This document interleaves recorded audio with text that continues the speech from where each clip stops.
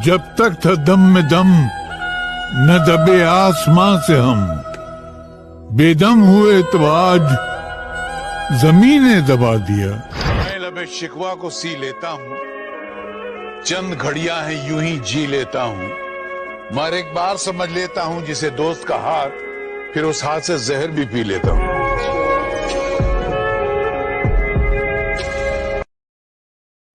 स्वागत पे इतना गुरूर अच्छा नहीं है बेटा, ये बहुत बेवफा चीज है।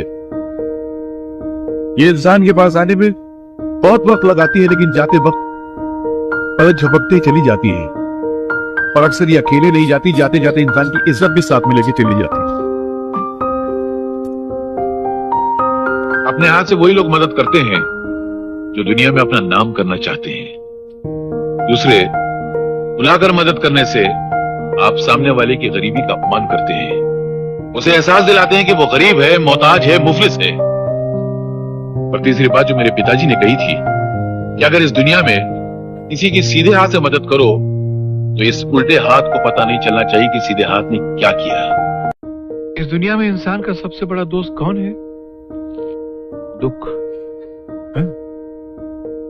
इस दुख को इंसान से इतनी मोहब्बत होती है कि हर घड़ी इंसान के सीने से चिमटा हुआ रहना चाहता है। ये वही दुख है जो कभी रोटी का दुख बनकर आता है, कभी नौकरी का दुख बनकर आता है, कभी बीवी का दुख बनकर आता है, तो कभी औलाद का दुख बनकर आता है। एक अकेला दुख है जो चेहरे बदल बदल कर इंसान के सीने से चिमटा हुआ रहना चाहता है, मगर इंसान इतना बेवकूफ है कि उस वफादार दोस्त को ठुकरा कर बेवफा सुख की तलाश में भटकता रहता है। आपके पास तो हर सवाल का जवाब मौजूद है। बहुत जरूरी है। इस दुनिया में जिस इंसान के पास हर सवाल का जवाब नहीं होता है, कभी कभी उसकी अपनी जिंदगी सवाल बन जाया करती है। बुजुर्गों का कहना है कि पसीना और खून का बहुत नजदीक का रिश्ता होता है। जवानी में ईमानदारी से पसीना बहाओगे तो बुढ़ापे में अपना खून अपने से ईमानदारी करेगा, और फिर वो रगों में बहने वाला खून हो या औलाद बनकर सहारा देने वाला खून हो।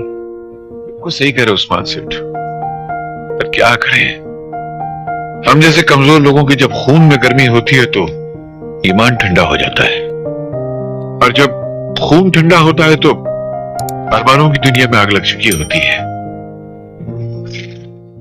चलता हूं सेठ, बहुत काम बाकी है। मेरे सारे अधिकार खत्म हो गए, अपनी जो संपत्ति वो टूट गई बेटा। आज के बाद मैं तेरे दर पे कभी नहीं आऊंगा, कोई अधिकार नहीं जताऊंगा। एक बात तो ध्यान से सुन, ये कल के इतने से पौधे को इतना बड़ा पेड़ बनाने के लिए मेरे साथ बहुत सारे लोगों का खून पसीना पानी की तरह इन जड़ों में बहा है। तुझे बड़ा करने के लिए, इज्जत की कुर्सी पर बिठाने के लिए मेरे दोस्त बग्गू ने सारी जिंदगी मेरे कंधे से कंधा मिलाकर तुझे बड़ा किया है। इस पेड़ की एक एक शाख पर, एक एक टहनी पर, एक एक पत्ते पर उसकी मेहनत की मोहर लगी है। सारी जिंदगी मेहनत माली ने की, और जब पेड़ बड़ा हो गया तो फल जाके किसी और के आंगन में गिर गया ना। क्या तकदीर है अपने। लेकिन सवाल ये उठता है अजय साहब, इस वक्त आप हैं क्या? आप हैं क्या जो इश्क और शादी के चक्कर में गिरफ्तार हो गए, और फिर शादी के बाद अपनी पत्नी को खिलाएंगे क्या इश्क की रोटी? आज के नौजवानों को समझाए कौन? ये काम नहीं करते, इश्क करते हैं। बेटे पहले कुछ बनो, उसके बाद पति बनो। अगर आज स्कूल में पढ़ी हुई उस लकड़हारे की कहानी याद आ गई सर, जो अक्सर लोगों को बेवकूफ बनाने के लिए चिल्लाया करता था, शेर आया शेर आया, वो सारा गांव उसकी मदद को दौड़ पड़ता था, और वह कोई शेर नहीं होता था। एक दिन सचमुच का शेर आया, उसने तो बहुत चिल्लाया कि शेर आया, मगर उसकी मदद को तब कोई नहीं आया। ये हाल मेरा भी है सर। कल तक मैं झूठ बोलता था तो सारा जमाना विश्वास करता था, और आज मैं सच बोल रहा हूँ तो एक भी इंसान विश्वास नहीं कर रहा है। हालांकि शेर बनकर मुझे खा रहा है, मगर जमाना मेरी हालत पे मुस्कुरा रहा है। फकीर की एक बात याद रखना, जिंदगी का अगर सही रिस्क उठाना है ना, मौत से खेल। सच में हंसते हो तो सच में कह लगाओ, जिंदगी का अंदाज बदल जाएगा। बेटे, जिंदा है वो लोग जो मौत से टकराते हैं, मुर्दों से पत्थर है वो लोग जो मौत से टकराते हैं। ठोकर मारा, दुख तो बेवफा है, चंद दिनों के लिए आता चला जाता है। दुख अपना साथी है। इस दौलत के आ जाने के बाद तू नाच रहा है ना, उस दौलत से तू महल खरीद सकता है, गाड़ियां खरीद सकता है, चापलूसी करने वाले दोस्त खरीद सकता है, मगर गालियों में दुआएं देने वाला ये बाप नहीं खरीद सकता। जिस बाप की 4 जवान बेटियां बिन ब्याहे घर में बैठी रहे, उस बाप की मिसाल उस लाश की तरह होती है जिसको न जलाया जा सकता है न दफनाया जा सकता है।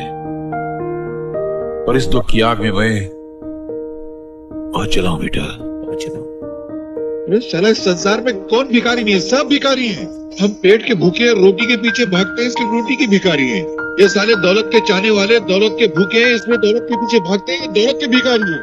ये कुर्सी को चाहने वाले वोटों के पीछे भागते हैं, क्योंकि ये वोटों के भिखारी है। अपने मन से देखो तो इस संसार में हर इंसान हर घड़ी किसी न किसी चीज के पीछे भागता रहता है। हर इंसान किसी न किसी चीज का भिखारी है। इसका फिक्र है कि कोई भिखारी जिसकी तकलीफ अच्छी होती है वो अच्छाई बटोर लेता है, और जिसकी तकलीफ खराब होती है वो बुराई बटोर लेता है। अम्मा, तुझे भी सुबह सुबह यही घर मिलता है मांगने को? कहीं और जाके भीख नहीं मांग सकता था? निकम्मे पेटू। क्या माँ, गाली तो गरम गरम दे रही हो, चावल बासी दे रही हो। ऐसा चावल चूहे नहीं खाते, तुम मेरे को खिला रही हो। अरे चाचा, तू कहीं का महाराजा नहीं, भिखारी है भिखारी। तो क्या हुआ? इस संसार को चलाने के लिए राजा और भिखारी दोनों जरूरी हैं। राजा टैक्स लेता है तो भिखारी भीख लेता है। राजा महल में राज करता है तो भिखारी तुम्हारे दरवाजे पे आके फरियाद करता है। राजा इंसाफ करता है तो भिखारी बासी खाना साफ करता है। तुम्हारे दरवाजे पे आके अगर मैं भीख मांगता हूँ ना, तो तुम मेरे पे एहसान नहीं करती हो, मैं एहसान करता हूँ, मालूम? हाँ तो जा, बैठ जा। Thank you. अरे झटका क्यों खा गए? मेरी ब्यूटी से जल गए क्या? अबे डामर, मेरी बराबरी में आकर बैठता है। जानता है तुझ में और मुझ में कितना फर्क है? जानता हूँ ना। हाँ फिर? मुझे भीख मांगने के लिए दर दर पे जाना पड़ता है, आपको घर में बैठे ही भीख मिल जाती है। क्या बोला? नहीं, मैं नहीं बोलता हूँ। फिर? सारा जमाना यही कहता है। आजकल तो स्कूल में बच्चों को भी यही पढ़ाया जा रहा है। नहीं नहीं नहीं, मेरे कपड़े खराब हो जाएंगे, पिछले महीने पहने मैंने। भिखारी की तरह नीचे बैठ, चल। पायल कहीं का। सच कहा है किसी ने। क्या? जिंदगी एक तराजू की तरह है, जो वजनी है वो नीचे चले जाते हैं, जो हल्के हैं वो ऊपर चले जाते हैं। बकवास बंद कर, चल शो कर। कितना कमाया, कितना कमाया?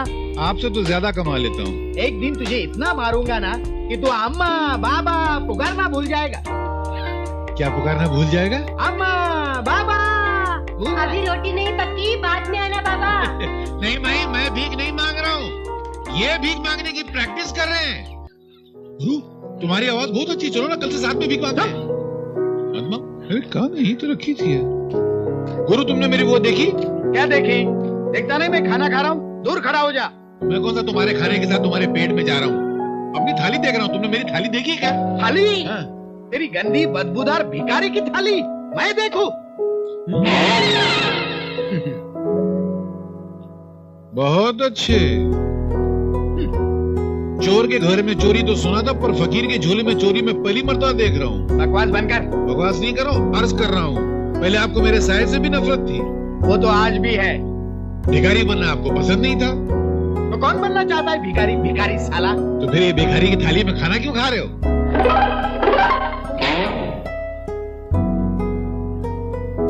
ये तेरी थाली है? जी, मेरी थाली है। जो पेट में क्या वो भी निकालो। वो तो निकलेगा ही, मुझे पहले क्यों नहीं बताया?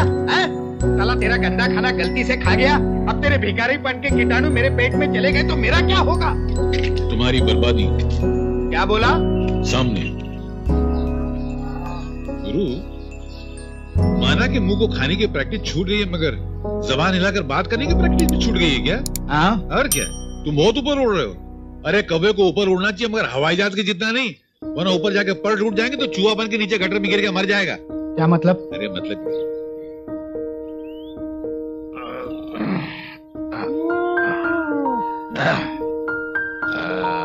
ये हवा भरी हुई गदेली कहाँ से आ गई? उठिए गुरु सरकार, लीजिए दीजिए चाय गर्मा गर्म। नहीं, मेरे लिए सुबह सुबह गर्मा गर्म चाय, वो भी इतने सम्मान के साथ। वाह भाई लंगड़े वाह, तुम सिर्फ तन के लंगड़े हो, मन में 4-4 टांगे हैं तुम्हारी। तुम महान हो, हम तुम्हें सलाम करते हैं। सलाम? मुझे? वो क्यों? इसलिए कि तुम हमारे लिए गर्मा गर्म चाय लाए। लाओ यार, 2 दिन से चाय नहीं पी है मैंने। ला गुरु, ये चाय तुम्हारे लिए नहीं है, ये मेरे लिए है। हाँ, ये मेरा सेक्रेटरी है। क्या? जी नमस्कार। क्या रे सेक्रेटरी, हमारे लिए आज का अखबार नहीं लाया? हिंदी? इंग्लिश का पेपर अब तक मार्केट में नहीं आया, ये हिंदी का अखबार लाया हूँ सरकार। अच्छा तुम जरा दूर हट के बैठो। हम मजे ले लेके अखबार पढ़ते हैं और चुस्की ले लेके चाय पीते हैं, और चाय पीते वक्त हम सड़े हुए लोगों की शक्ल नहीं देखते हैं।